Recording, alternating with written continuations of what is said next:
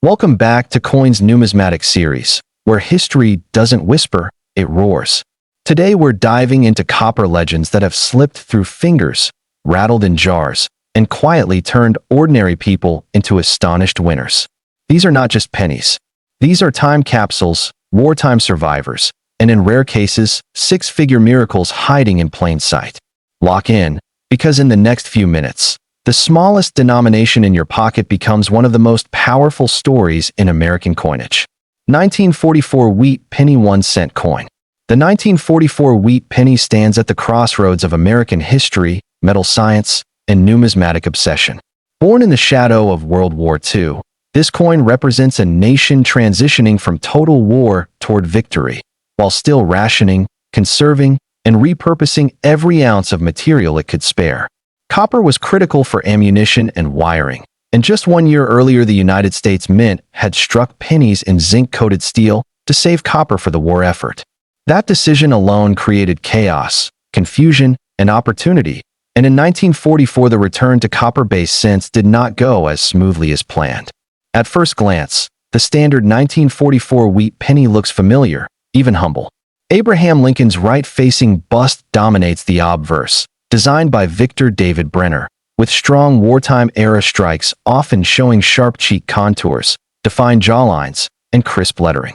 The date 1944 sits firmly beneath Lincoln's portrait, and above him, the familiar liberty and "I in God we trust" reflect a nation clinging tightly to ideals during global uncertainty. On the reverse, the classic wheat ears curve inward, framing 1 cent and United States of America, with E pluribus unum stretching across the top. This design, used from 1909 through 1958, had already become a symbol of American resilience by the time the 1944 issue rolled off the presses. But what elevates the 1944 wheat penny from common circulation coin to numismatic royalty is not the design alone. It is the metal. Officially, the Mint resumed striking cents in a copper alloy made from recycled shell casings, roughly 95% copper with zinc and tin blended in. Hundreds of millions were produced across Philadelphia, Denver, and San Francisco, with total mintage soaring past 1 billion coins. On paper, that should make the 1944 wheat penny ordinary. In reality, it is anything but. During the transition from steel cents in 1943 back to copper in 1944, a small number of steel planchets were accidentally left in the coin presses. These blanks, intended for the previous year, were struck with 1944 dies, creating one of the most legendary errors in all of American coinage. The 1944 steel wheat penny is not just rare, it is iconic. Fewer than 30 authentic examples are believed to exist across all mints, and each one represents a mistake that escaped detection in a tightly controlled wartime minting environment. A genuine 1944 steel cent instantly defies expectations. It appears silver gray instead of brown or red, clings to a magnet, and weighs significantly less than its copper counterparts. Many fakes exist, often created by plating copper cents or altering dates on 1943 steel cents, but authenticated examples have sold for staggering sums. In circulated condition, a real 1944 steel penny can command well over $100,000. In higher grades with original surfaces intact, prices have exceeded $400,000, with elite specimens pushing even higher when auction competition ignites. Even the standard copper 1944 wheat pennies carry significant collector interest depending on condition, mint mark, and color designation. Philadelphia issues without a mint mark are the most common, but Denver and San Francisco coins are scarcer and often command premiums in high grade. A 1944 D wheat penny with blazing original red luster and minimal contact marks can fetch thousands of dollars, especially when certified in top mint state grades. The same holds true for San Francisco strikes, which are notoriously difficult to find fully struck with rich color. Errors beyond the steel cent also drive demand. Doubled dies, though subtle, exist on some 1944 cents, showing slight doubling in lettering or date elements. Off-center strikes, clipped planchets, and lamination errors caused by impurities in recycled war metal add another layer of intrigue. Each error tells a story of speed, pressure, and imperfect materials during a time when the mint was focused more on output than perfection. Collector interest in the 1944 wheat penny is fueled by its role as a bridge between two radically different years. It follows the steel cent experiment and precedes the post-war boom. It represents adaptation, improvisation, and recovery. For beginners, it offers an accessible entry into wheat cent collecting. For advanced numismatists, it presents one of the most dramatic era varieties ever produced by the United States Mint. And for dreamers, it holds the tantalizing possibility that a dull gray penny stuck to a magnet could change everything. The market for 1944 wheat pennies remains strong and stable, with demand driven by both historical significance and the ever-present allure of rare errors. As long as collectors chase wartime anomalies and transitional coins, the 1944 wheat penny will remain a cornerstone of American numismatics, proving that even in the most controlled systems, history sometimes slips through the cracks. 1946 wheat penny 1-cent coin. The 1946 wheat penny arrives in a completely different emotional landscape. The war is over. Soldiers are returning home. Factories are retooling for peace. And the United States Mint, no longer under the crushing pressure of wartime production, settles into a new rhythm. At first glance, the 1946 wheat penny may seem less dramatic than its wartime predecessors, but beneath its calm exterior lies a coin rich in symbolism, subtle rarity, and quiet desirability. Struck just months after the end of World War II, the 1946 wheat penny represents the first full post-war cent production year. It carries with it a sense of relief and optimism, reflected in generally strong strikes and improved quality control. The obverse still features Lincoln's portrait, now rendered with slightly softer contours as dies were differently in peacetime conditions. Liberty and I in God we trust remain crisp, and the date 1946 stands as a marker of transition from conflict to recovery. On the reverse, the wheat ears continue their long run, soon to be retired just over a decade later.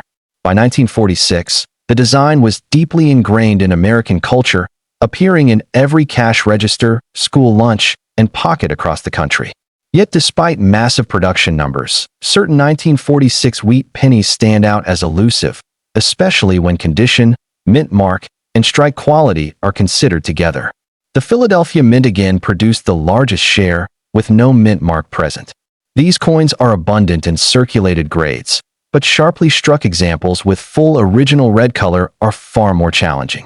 Copper quality improved slightly after the war, but planchet inconsistencies still occurred, leading to spotting, toning issues, and surface streaks that limit the number of pristine survivors. The Denver Mint issued a more modest quantity, and the 1946 wheat penny is noticeably tougher to locate in high mint state grades. Many were weakly struck, particularly in Lincoln's hair and the wheat ear tips, making fully detailed examples especially desirable. Certified coins grading in the upper mint state range routinely command strong premiums, reflecting both scarcity and competition among registry set collectors. San Francisco strikes from 1946 are perhaps the most overlooked gems of the series. The 1946 wheat penny had a lower mintage than its Philadelphia counterpart, and many examples suffer from flat strikes or dull surfaces. Finding one with sharp definition and vibrant color is a genuine challenge. As a result, high-grade 1946 cents often outperform expectations at auction, surprising collectors who underestimate post-war issues. Errors play a quieter but still compelling role in the 1946 wheat penny story. Repunched mint marks are among the most sought-after varieties, particularly on Denver and San Francisco coins. These errors occurred when mint marks were punched into dies by hand, sometimes leaving remnants of an earlier punch visible beneath or beside the final mark. Such varieties add depth and individuality to a date often dismissed as common. Double dies are scarcer than in earlier decades, but minor doubling in lettering or date elements has been documented. Off-metal strikes, including rare instances of cents struck on foreign or wrong planchets, occasionally surface and command significant premiums due to their post-war context. Lamination errors and clips also appear, reflecting ongoing adjustments in metal sourcing and rolling processes after years of wartime strain. Market value for the 1946 wheat penny spans a wide range. Circulated examples remain affordable and popular among beginners.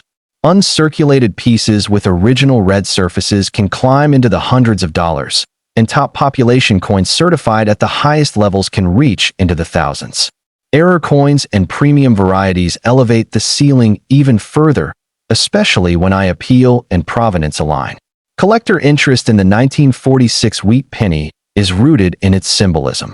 It is the first true peacetime cent after global conflict. It marks a return to normalcy while still bearing the marks of recent hardship. For many collectors, assembling a complete post-war wheat cent set begins here.